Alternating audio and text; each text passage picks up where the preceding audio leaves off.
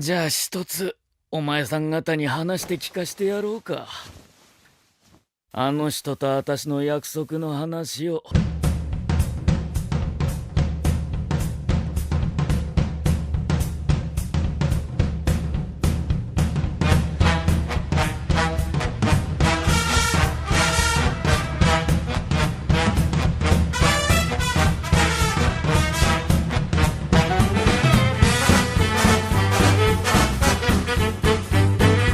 Showa Genroku Rakugo Shinju does everything to create the perfect romantic drama, containing an overall narrative with engaging writing, likable main characters, solid ambience and use of atmosphere, good use of character expression and framing, as well as solid choices of background music, fantastic voice acting, and so on. I believe that Rakugo is a best picture worthy type of series, and I'm sure that many others would agree with this claim as well. Despite the first episode introducing us to Yotaro and being a great first episode on its own, the primary focus of the series is the backstory of Kikuhiko and his friend Sukeroku as they progress through the art form that is Rakugo. I think the best thing about Rakugo's story is how straightforward everything is. It's nice when shows have interesting or super weird premises and major twists and stories can get people talking, but when the proper mechanics of traditional storytelling are there, that's when you jump from a fun and enjoyable story to something more. Nail the fundamentals first, then add the spice, and that's something I believe Rakugo does very well. Granted, the show can be a slow burner at times, but I'd rather have a slower paced series that contains a beautiful narrative and fantastic characters than a binge-worthy series with many plot holes and a non-appealing cast. There's a purpose for each, but think of it like this. You wouldn't pop in Trouble in Paradise if you wanted a fast-paced popcorn flick, but it is still acclaimed for having a solid story and memorable group of characters. Also, do check out that film, it's pretty great if you're into older black and white movies. Rakugo fills in this type of role incredibly well. There's nothing fancy about the way this story is told, no twists or anything special, just a solid drama that does the mechanics well. That's what makes it shine. Great storytelling from beginning to end. I obviously want to highlight the Rakugo scenes considering they take up a huge chunk of the narrative, and even though hearing a person talk for long periods of time sounds boring, Rakugo is incredibly enthralling and imaginatively entertaining. While watching the show, I was visualizing what was happening in the story, the changes in tone of the acting, character movements, dialogue, reactions of the audience, multiple angles and background music really helps this along as well. It also helps when you have great characters like Sukeroku and Kikuhiko performing, as well as seeing their transformation as the series advances. While we see the best of Kikuhiko during the first episode, seeing his initial start when Sukeroku is lighting up the faces of audience members while he is becoming just normal background noise as the music drowned out his voice in his first performance just adds a lot to how hard he worked to become such a great performer. When we see both Sukeroku and Kikuhiko's final performances together, we finally are showcased stories that can relate to their own lives from their initial start to where they were at that point in time, something they've never done till this point. It was like they accepted who they truly were, and you could see that in the whole package of their performance. While Sukeroku's Rakugo is considered to be only comedy-based, this performance finally gave us the reaction of a crying audience, whereas Kikuhiko's Rakugo finally gave us more reactions in the comedic area. The final quarter of the show is also something I wanted to highlight, as it is even better than the first three quarters. It's like going from the good that is clan ad to the fantastic that is after story, but in Rakugo's case it goes from fantastic to even more fantastic. Episode 10 is where everything comes full circle and Kikuhiko becomes the full-fledged storyteller he is now. It certainly had the best framing and animation choices for the Rakugo scenes from what I saw, and the introduction of young Konatsu was a breath of fresh air to the saddening tone that the series had thus far. It showed that even if Rakugo was dying, just seeing Konatsu smile was enough for Sukeroku and Kikuhiko to keep going, and it could also portray bringing in the new generation like they initially were before. Considering the story is a character-driven narrative, the cast needs to be good, if not better than the story itself, and I can proudly say that Rakugo's main cast is incredible, and the small cast size is certainly a high point for the show. Having only around 5 main characters gave our cast enough screen time to create some of the best character progression that I have seen as of late. The backstories that both Kikuhiko and Sukeroku receive sends us through almost their entire lives, starting with both having struggles in early childhood to finally seeing their struggles in the world of Rakugo. While the focus is certainly more on the negative aspects of things, seeing them both develop stronger storytelling skills as they did more performances really made me appreciate their hard work and progress a lot more. I'm mean, they were trying to evolve a dying platform, and with varying degrees of success, they did. I also loved the relationships that each character had with one another. The interactions between Kikuhiku and Sukeroku was as genuine as you could get, almost like an old married couple or a lover's quarrel. You could tell that there is a disdain between the two in certain viewpoints and habits, something that was shown during their first encounter with each other, but both still genuinely care for one another and want the best for both in the world of Rakugo. While both characters exhibit flaws early on, there is a halfway point where one starts to make solid life choices while the other goes by the wayside. The flaws of both are the same, but the effect of one is certainly greater than the other. Sukeroku stuck to his slum-like upbringing, which hurt his image in the Rakugo circle, but helped his popularity initially. He painted his attitude on his sleeve, and that transparency kept people coming back for more, as well as transforming the way people told stories. However, bad habits still come back to bite you, and Sukeroku suffered for it in the end. Kikuhiku had good camaraderie with the organization, but he wasn't without bad habits either. His Rakugo played a false image of eroticism, sensuality, and other emotions when he himself is unable to handle his own romantic desires or even his outward personality. Even if his career was on the up and up, his life away from Rakugo was plummeting. One had struggles away from the world of Rakugo while the other struggled with the inner circle. They really are two sides of the same coin. The relationship with the geisha, Miyokichi, is also fantastic as well as depressing in its own right. Initially, you can tell that Kikuhiku wants to be with her, but he's unable to express those emotions. Maybe you can chalk this up to the fact that he was raised initially in an all-female household, or even the fact that he was trained to be a geisha early on, which is impossible for him. But in Rakugo, he was never the boisterous type. His straight-faced attitude is something that hurt his real-life persona. While that decision of rejection was probably the best thing he could have done, it in turn hurt both Miyokichi and Sukeroku, who in their respective ways caused Kikuhiku even more trouble. Miyokichi is a great character, not only because of her ties to the story, but due to the fact that she personifies the negatives of both Kikuhiku and Sukeroku. Her attitude of always wanting to be with Kikuhiku can be compared to that of Kikuhiku always wanting to hear Sukeroku perform, even if it came with more consequences than benefits. For Sukeroku, Miyokichi's stubbornness of getting back at Kikuhiku can be compared to Sukeroku not wanting to apologize to the Rakugo inner circle, and both of their upbringings are almost the exact same as well, having both grown up on the streets and using quote-unquote immoral ways to survive. The supporting cast, while not having any major developments to their overall characters, really helped get the ball rolling for the main cast. Yotaro's introduction and stubbornness of wanting to become a performer helped introduce us to Kikuhiku and Sukeroku's backstories. The 7th generation Yakumo helped define both Kikuhiku and Sukeroku's style, and major moments in the final core of the show define not only the path that each character takes, but the generational shift in Rakugo as well. This show looks great. I can't really say that there's a lot of hardcore animation going on, but from an artistic standpoint, it's beautiful. The background art for plenty of the scenes, especially anything involving moonlit shots or cherry blossoms, looks stunning, especially with its use of color and lighting. The character designs had a lot of personality and detail to them, and considering there wasn't a ton of large-scale animation happening, they were able to use this to great effect. Considering facial expressions are a big part in creating the atmosphere for the Rakugo scenes, this added detail also helped in making those stories even more immersive. I think this is more of a personal preference than anything, considering I'm more of a fan of quick takes than long shots, but I think the framing during the initial Rakugo scenes could be utilized more to convey multiple characters during the story. It is used, but not to the extent I would have liked. The ending, while basic in appearances, fits quite well with the aspects of Rakugo, and the opening is really awesome, using a lot of cool artwork and backgrounds to distinguish its credits and story locations. Too bad they didn't use it every episode, as is extremely well done. Rakugo's musical score blends both its jazzy style with its period pieces very well. Each scene had a track that fit the mood in question, and I found no problems with it. The opening is incredible, but once again not used nearly enough for its own good, considering it was my favorite track in the show, and the ending was also good, but it can be lumped together with the rest of the jazz pieces the series uses. The definite highlight coming out of the sound department is certainly the voice acting. While the framing was a crucial aspect in nailing the Rakugo scenes, the voice acting was the foundation behind it all. Both Akira Ishida and Koichi Yamadera put on fantastic performances, but credit also needs to be given to the sound director, Koichi Sujitani, to make scenes like those possible. Showa Genroku Rakugo Shinju is the series that I immediately wanted to talk about after watching the final episode. It's a shame that many people, including myself, passed the series up during what I found to be the weakest season of 2016. The story keeps you engaged, our main duo are the perfect character set, the rest of the cast is incredibly well done, and the technical production elements, mostly the framing and voice acting, bring the most out of the Rakugo scenes. If you haven't seen this show yet, please do yourself a favor and just watch it. It may not seem like something you may enjoy at first, but believe me, you will love it by the end. I know I certainly did. Spartan Media Reviews gives Showa Genroku Rakugo Shinju a fantastic recommendation. If you are interested in watching Showa Genroku Rakugo Shinju, you can check out the series over on Crunchyroll. Now, what are your thoughts on Showa Genroku Rakugo Shinju? Comment below. If you enjoyed this review, hit that like button, I would really appreciate it. You can also subscribe to my channel if you haven't yet, I would really appreciate that as well. Follow me on Twitter and Kitsu to keep up to date with the current things that I am doing, and with all that said, I will catch you guys in my next video. Thank you for watching.